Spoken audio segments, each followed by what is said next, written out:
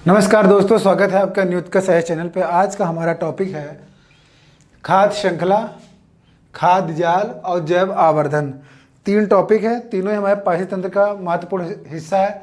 ये भी पाचन तंत्र का प्रकार है एक तरह का, क्योंकि जो भी हमारा पाचन तंत्र कार्य करता है वो कहीं ना कहीं इन सब चीज़ों पर डिपेंडेंट करता है, जिससे पूरी की पूरा परितंत्र हमारा चलता है। अब वो परितंत्र कहीं का भी हो सकता है, जैसे कि मैंने आप लोगों को बताया कि स्थलीय परितंत्र है, आपका जलीय परितंत्र है, समुद्री परितंत्र है, और जो हमारा वायुमंडल है पूरा का पूरा, उसका भी अपना एक परितंत्र है। तो वो कहीं ना कहीं उसके जो अपने प्रकार होते हैं, जो उसकी फंक्शनैलिटी होती है, उस पर डिपेंडेंस होती है।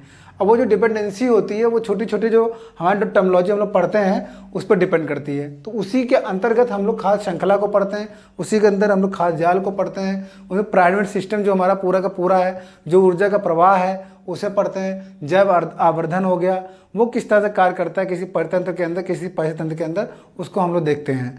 तो चलिए आइए शुरू करते हैं बिना टाइम वेस्ट किए। पहला तो खाद्य श्रृंखला हम लोग अच्छे देखें। पिछली वीडियो में हम लोग खाद्य श्रृंखला को थोड़ा सा समझा था, आज हम लोग और ढंग से इसको समझेंगे, इसके प्रकार को समझेंगे। तो खाद्य जो श्रृंखला होती है, फूड चेन जो होती है, वो क्या होता है? उसमें क्या होता है कि एक वर्ग के जीव को दूसरे वर्ग के जीव उसको खाते हैं और भोजन ग्रहण करते हैं, और ये प्रक्रिया, ये पूरा एक अनुक्रमण जो है चलता है, और ये बहुत लंबी सी एक चैन का निर्माण करता है। तो चैन का निर्माण करना, जो कि वन वे कह सकते हैं, एक डायरेक्शन में चल रहा है, तो वो तो एक खाद्य श्रृंखला बना लेती है। लेकिन हमेशा कोई, ये तो एक क्या होता है, जैसे हम खाद्य जाल को जब हम समझ रहे होते हैं तो उसकी एक छोटी सी कड़ी होती है। लेकिन जब हम खाद्य जाल समझने जाते हैं तो उसमें हम लोग ये देखते हैं कि एक खाद्य श्रृंखला नहीं होती है, उसमें कई खाद्य श्रृंखलाएं होती हैं। उसमें एक जीव को जो अगर कोई दूसरा जीव ग्रहण कर रहा है तो सिर्फ वही जीव नहीं ग्रहण कर रहा होता है, उसमें कई जीव एक ही जीव के ऊपर डिपेंडेंट होते हैं। तो इस तरह करके कई ढेर सारी चैन बन जाती है, वो चैन आपस में जुड़ जाती है, और जब वो चैन जुड़ती है तो एक खाद्य जाल का निर्माण करते हैं।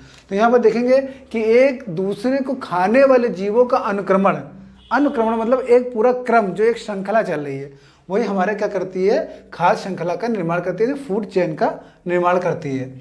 अब इसको और अच्छे से समझने के लिए हम इसके प्रकार को समझें। प्रकार क्या है हमारा खाद्य? इसके प्रकार के अंतर्गत दो तरह के प्रकार आते हैं, जिसमें हम बोलते हैं चारण खाद्य श्रृंखला, और एक होता है अपृत खाद्य श्रृंखला। अब इसको समझें हम लोग। अपृत जो, जिसे हम लोग बोलते हैं डिस्ट्रेस फूड चेन, और चारण खाद्य यानी ग्रेजिंग। चारण मतलब जैसे हम लोग कहते हैं कि गाय भैंस बकरियां जो घास चरती हैं, ठीक है ना, उस तरह से हम लोग वहाँ से टर्मोलॉजी निकली ग्रेजिंग करना, कैसे ग्रेजिंग करने, वहाँ से टर्मोलॉजी लिया।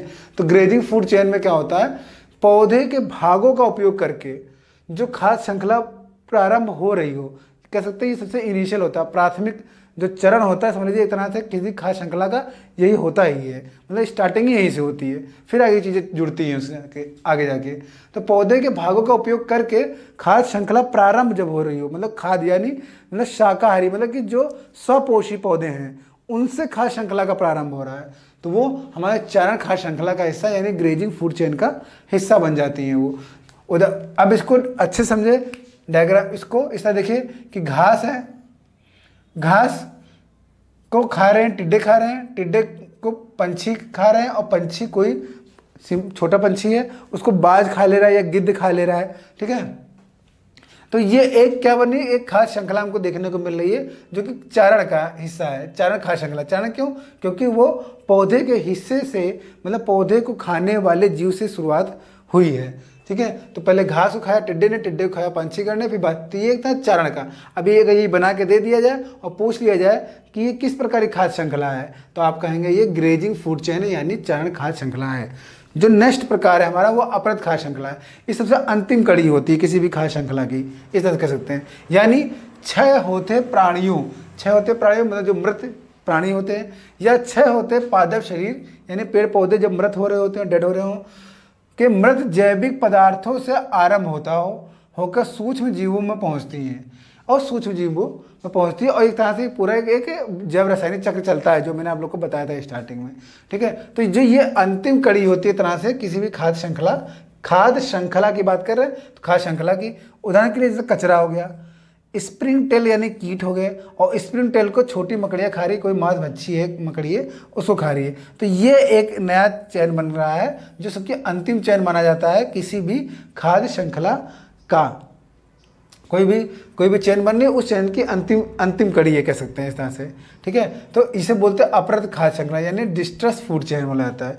तो इस तरह से हम लोग कह लें कि हम चारण खाद्य श्रृंखला और अपरद खाद्य श्रृंखला को अगर जोड़ दें तो एक कंप्लीट खाद्य श्रृंखला का निर्माण हो जाता है, एक कंप्लीट फूड चेन का निर्माण होता है। तो अब पूछे कौन सी दो कड़ियाँ आपस में जुड़ी होती है पूरी खाद्य श्रृंखला में, जिसको हम लोग अलग अलग करके देख सकते हैं। तो हम लोग कहेंगे चारण खाद्य श्रृंखला और अपरद खाद्य श्रृंखला, यानी ग्रेजिंग फूड चेन और डिस्ट्रेस फूड चेन आपस में जोड़ा जाए तो एक खाद्य श्रृंखला बन जाती है। और अगर सिंपली ऐसे कह रहे खाद्य श्रृंखला, तो हम ये कहते हैं कि एक वर्ग के जीव को दूसरे वर्ग का जीव खाता है और इससे जो श्रृंखला का निर्माण होता है, जो एक अनुक्रमण का निर्माण होता है, उसे हम लोग फूड चेन कहते हैं। सीधा सा ये कह सकते हैं। लेकिन और अगर डिटेल में और अच्छे उसको अलग बाइफरकेट करना चीज़ों को, तो आप दो चीज़ें अलग अलग कर सकते हैं। ग्रेजिंग अलग कर लीजिए, डिस्ट्रेस अलग कर लीजिए। मतलब ग्रेजिंग और डिस्ट्रेस को जोड़कर हमें फूड चेन का निर्माण कर सकते हैं। तो ये तो फूड चेन हो गया, यानी खाद्य श्रृंखला। अब यही खाद्य श्रृंखलाएं क्या होती है, आपस में जुड़ती हैं। मतलब एक परितंत्र, एक मजबूत परितंत्र को बनाने मजबूत करने के लिए कई खाद्य श्रृंखलाएं आपस में जुड़ी होनी चाहिए, तभी एक अच्छे परितंत्र का, यानी एक मतलब विविधतापूर्ण परितंत्र का निर्माण अगर हमें करना है तो उसमें उस चैन में भी विविधता देखने को मिलनी चाहिए। मतलब यही नहीं कि एक जीव है, उसी जीव पे, एक ही जीव पर दूसरा जीव डिपेंडेंट कर रहा है। मतलब एक जीव पर कई जीव डिपेंडेंट करने चाहिए, फिर जो नेक्स्ट जीव होगा उस पर कई जीव डिपेंडेंट करने चाहिए। फिर मतलब कि कई जो खाद्य होता है, जो किसी का भोजन होता है, वो उसका डिस्ट्रीब्यूशन अच्छा खासा होना चाहिए, तभी एक क्या होता है खाद्य जाल का निर्माण होगा। और खाद्य जाल जितना सघन होगा, वो उस क्षेत्र का परितंत्र उतना ही सघन होगा और वहाँ की जैव विविधता भी उतनी ही सघन मानी जाएगी। तो ये चीज़ याद रखेंगे। अब जैसे खाद्य जाल की हम बात कर रहे हैं यहाँ पर, तो खाद्य जाल फूड वेब। अब फूड वेब जब हमने कह दिया तो इसका मतलब इसमें कई हमको श्रृंखलाएं देखने को मिलेगी, यानी उसके अंदर कई ग्रेजिंग फूड चेन देखने को मिलेंगे, उसके अंदर कई डिस्ट्रेस फूड चेन देखने को मिलेंगे। और ये इस तरह से पूरे का पूरा एक क्या करना, जाल बना लेंगे, मतलब एक नेटवर्क बना लेंगे। तो नेटवर्क अलग है और श्रृंखला अलग है। श्रृंखला में एक क्रम देखने को मिलेगा, लेकिन जब जाल में क्रम नहीं देखने को मिलता, कई क्रम आपस में जुड़े रहेंगे और उसमें एक जाल सा बना हुआ दिखाई देगा। उदाहरण के लिए जैसे कि अब जैसे सांप की बात कर रहे हैं यहाँ पर, इसके ऊपर कई जीव है, गिद्ध भी डिपेंडेंट कर रहा है, चूहा भी डिपेंडेंट कर रहा है, जंगली बिल्ली भी डिपेंडेंट कर रही है। मतलब एक ही जीव के ऊपर कई चीज डिपेंडेंट कर रहे हैं, ठीक है। अब जो नेक्स्ट जो जीव होगा उस पर कई जीव डिपेंड, खरगोश डिपेंड, जैसे यहाँ पर जंगली बिल्ली है, इसको यहाँ पर शेर डिपेंडेंट कर रहा है। अब शेर की बात कर रहे हैं तो शेर जो शेर पर डिपेंड कर रहा है। बकरी पे देखें तो बकरी किसको भोजन दे रही है, शेर को भी दे रही है, शेर को भी दे रही है। खरगोश किसको दे रहा है, शेर को भी दे रहा है, जंगली बिल्ली को भी दे रही है। मतलब एक जो जीव है वो कई लोगों का पेट भर रहा है, मतलब जीव को कई लोगों को पोषण स्तर प्रदान कर रहा है। हरे पेड़ पौधे की बात करें तो बकरी को भी दे रहा है, खरगोश को भी दे रहा है, चूहे को भी दे रहा है। मतलब हरे पेड़ पौधे कई जीवों को पोषण स्तर प्रदान कर रहा है। और इस तरह से क्या हो रहा है कि पूरा का पूरा हमारा जो फूड चेन, जो हमारी जो फूड चेन बन रही थी, वो अब कन्वर्ट हो चुकी है किस तरह से, किसमें, खाद्य जाल के अंदर, यानी फूड वेब में कन्वर्ट हो चुकी है। तो इस तरह से इस चीज़ को डायग्राम के माध्यम से समझ सकते हैं। हम ये नहीं कहेंगे कि सीधे सीधे एक ही जीव है, उसी एक जीव पे एक जीव डिपेंड कर रहा है, मतलब एक जीव पे कई जीव डिपेंडेंट कर रहे हैं। तो इस तरह से हम लोग डायग्राम के माध्यम से चीज़ों को समझ सकते हैं आसानी से। तो खाद्य जाल, तो कभी भी खाद्य जाल और खाद्य श्रृंखला में कंफ्यूज नहीं होंगे। खाद्य श्रृंखला में जब हम देखेंगे तो हमको सीधे एक अनुक्रमण देखने को, सीधी सीधी रेखा देखने को मिलती है। लेकिन जब हम खाद्य जाल की बात करते हैं तो उसमें हमारा ढेर सारे क्या होगा, पूरा एक नेटवर्क देखने को आपस में जुड़े हुए दिखाई देंगे, पूरा जाल सा बना हुआ हमें दिखाई देगा, ठीक है। तो ये चीज़, उसमें कई जीव जंतु दिखाई देंगे, ठीक है। फिर हम देखते हैं जैव आवर्धन, बायोमैग्निफिकेशन। जब बायोमैग्निफिकेशन हम लोग समझते हैं तो उसमें हम लोग DDT का उदाहरण लेते हैं। DDT का फुल फॉर्म क्या है, डाईक्लोरो डाईफेनाइल ट्राईक्लोरोइथेन। ये हमारा, इसको याद कर लीजिएगा, ये फुल फॉर्म है इसका। इसमें क्या होता है, DDT की जैसे कि फैक्ट्रियाँ होती हैं, वो क्या होता है, उसका प्रदूषण स्तर अपना एक होता है, और वो क्या होता है धीरे धीरे करके, जब वो जो उसका वेस्ट मटेरियल होता है वो धीरे धीरे समुद्र में या तालाबों में वो या झीलों में उसको वहाँ पर उसका सांद्रण होता चला जाता है दिन पर दिन, जब समय जैसे जैसे बीतता है। चूँकि इसमें जब आवर्धन, जब हम समझ रहे होते हैं बायोमैग्निफिकेशन का अर्थ क्या होता है, इसमें क्या होता है कि एक जीव जो जिसके बॉडी के अंदर DDT चला गया है, फिर उस जीव को किसी दूसरे बड़े जीव ने खाया, फिर उस जीव को किसी दूसरे अन्य बड़े जीव ने खाया, तो जो DDT का जो सांद्रण है वो एक जैसा कभी नहीं रहेगा, वो हमेशा हर पोषण स्तर पर बढ़ता चला जाएगा। ठीक है, तो ये चीज़ हमको समझना। जैसे पहले देखिए एक है, यहाँ पे 1000 है, फिर 10,000 हुआ, फिर 1,00,000 हुआ, फिर 10,00,000 हुआ, फिर 1 करोड़ हो गया। तो ये एक इस तरह से इसको क्रम, बढ़ते क्रम में बताया जा रहा है कि पहले वाटर लेवल, वाटर था तो वाटर के अंदर डीडीटी का इतना मात्रा थी, फिर उसके बाद प्रोड्यूसर था जिसे हम लोग फाइटोप्लैंक्टन बोलते हैं, उसके अंदर ये गया डीडीटी का संदर्भ इतना हो गया, फिर जू प्लैंक्टन के पास गया, उसने उसको ग्रहण किया तो उसके अंदर डीडीटी का संदर्भ, फिर स्मॉल फिश है उसके अंदर 1,00,000 के आसपास पहुंच गया। स्मॉल फिश को भी किसी पंछी ने खा लिया, बाज ने खा लिया, तो उसके अंदर डीडीटी का, या बड़ी मछली ने खा लिया तो उसके अंदर डीडीटी का जो सांद्रण है वो और ज़्यादा बढ़ गया। तो धीरे धीरे क्या होगा कि एक पोषण स्तर से दूसरे पोषण स्तर में जो प्रदूषक है उसका जो सांद्रण है, कंसंट्रेशन है, वो क्या इंक्रीज करेगा ना कि डिक्रीज करेगा। तो इंक्रीज ही करेगा, इसको देखेंगे।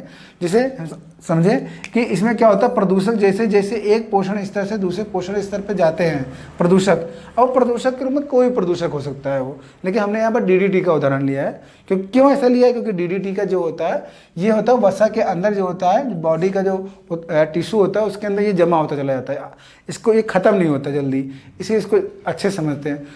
और कुछ प्रदूषक थोड़ा थोड़ा खत्म भी होते रहते हैं, ये जल्दी खत्म नहीं होते हैं ये भी, लेकिन खत्म होते नहीं होते हैं, इसीलिए इसको समझने में आसानी होती है।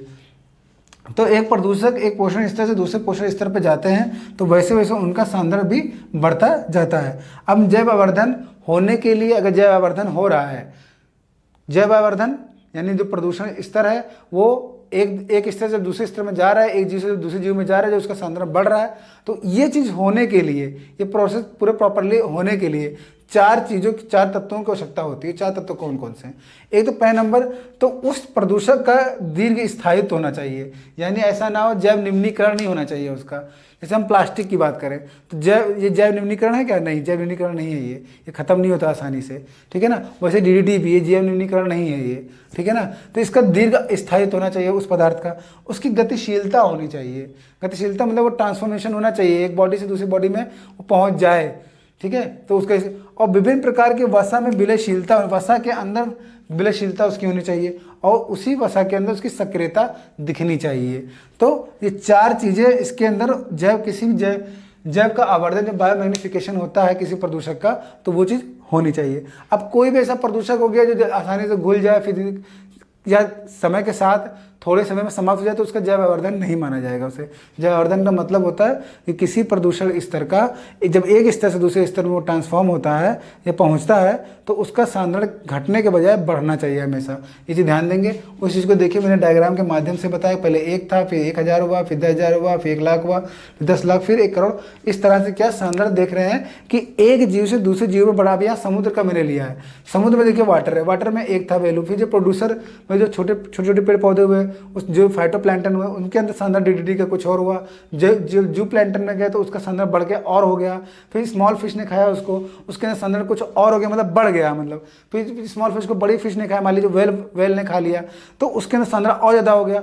ऐसे करके क्या होगा, धीरे धीरे जो एक जीव होगा दूसरे जीव में जैव आवर्धन बढ़ता चला जाएगा। तो ये भी एक अपना एक मतलब दिखा रहा है कि किस तरह से कि जो परितंत्र होता है उसके अंदर क्या क्या चीज़ें और देखने को हमको मिलती हैं। किसी परितंत्र को बचाना है, अब जैसे अब इस चीज़ को अगर समझा जाए तो हम ये देख रहे हैं कि प्रदूषण स्तर, अब देखिए कि जैसे कि हम लोग मिनीमाटा रोग के बारे में हम लोग पढ़ते हैं। मिनीमाटा पारा से होता है। पारा कहाँ से आया? वो हमारा आया फैक्ट्री से, वो किसी मछली में गया, उस मछली को किसी इंसान ने खाया और उसके अंदर मिनीमाटा रोग देखने को मिल जा रहा है।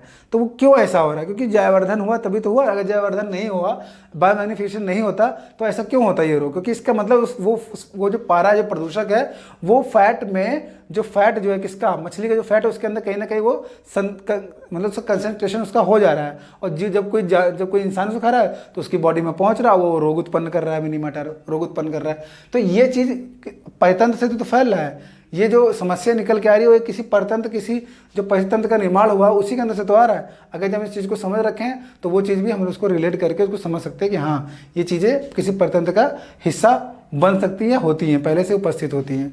तो तब हम किसी भी समस्या को रिड्यूस कर सकते हैं। जैसे डीडीटी का जो हमारा जो कंसंट्रेशन जो समुद्र वगैरह में या झीलों में तालाबों में जो पहुंचता है, ये चीज़ें हमको जो देखने को मिलती है, जहाँ फैक्ट्रियाँ वगैरह स्थापित होती है वहाँ पर अक्सर चीज़ें देखने को मिलती है। तो ये भी एक नया कॉन्सेप्ट निकल के आया कि जैववर्धन भी कोई चीज़ होती है जो परतंत्र में देखने को मिलती है। तो ये पूरा ये है। इसके बाद का जो हम लोग चीज़ें जो वीडियो में बनाऊंगा वो पिरामिड के ऊपर बनाऊंगा। जो आपका जो ऊर्जा प्रवाह होता है उसको भी समझेंगे, जैव भार जो होता है, आपका जीव की मात्रा जो होती है, और जो आपका बायोमास होता है उसको समझेंगे चीज़ों को पिरामिड के माध्यम से।